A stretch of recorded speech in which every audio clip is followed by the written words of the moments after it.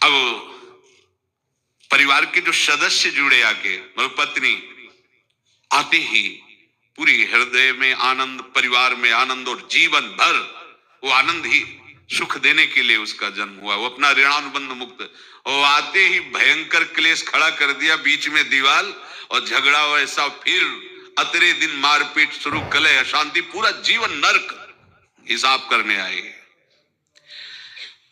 यहां ऋण चुकाए बिना कोई जा नहीं सकता, ऋण चुकाना पड़ेगा। किसी का ऋण वसूल करना है तो किसी को ऋण चुकाना है, दोनों काम करने होते हैं। अनेक जन्मों में अनेक लोगों के साथ हमने जो बर्ताव किए हैं, अच्छे या बुरे, वो होंगे। अब किसी आदमी को हम जानते नहीं, अचानक मिला, अचानक टक्कर लगा और मार पीट गाली गुप्ता सब कर दिया, चुपचाप सह लो। क्यों? ये आपका हिसाब है, पूर्व का हिसाब। हमारा उससे कोई द्वेष नहीं, कोई संकल्प नहीं, अचानक घटना घटी और हमसे द्वेष करने लगा, हमें पीटने लगा, हमें गालियां दे, ये हिसाब है, चुपचाप सह जाओ।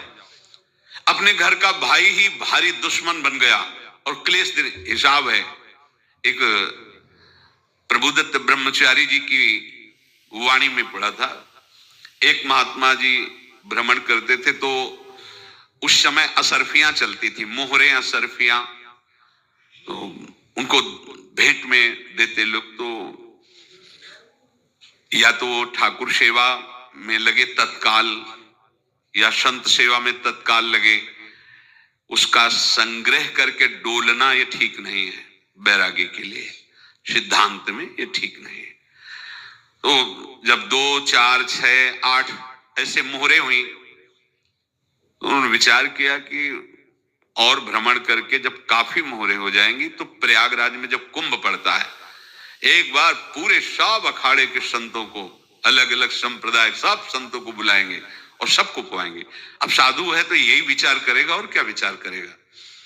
तो उन्होंने ऐसे डंडा बनवाया, बेंत, जो ऊपर से चूड़ीदार और भीतर पोला, और मोहरे उसमें डालते गए, और भ्रमण, जहां जहां श्रद्धालु भगत थे सबके यहां जाना और इच्छा रखना कि एक मोहर तो दे दे दक्षिणा में।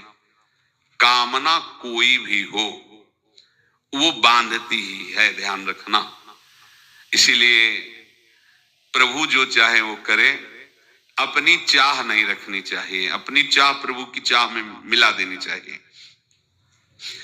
धीरे धीरे वो छड़ी भर गई, भ्रमण करने वाले महात्मा चूड़ी लगाई, इंतजार करते रहे जब प्रयाग का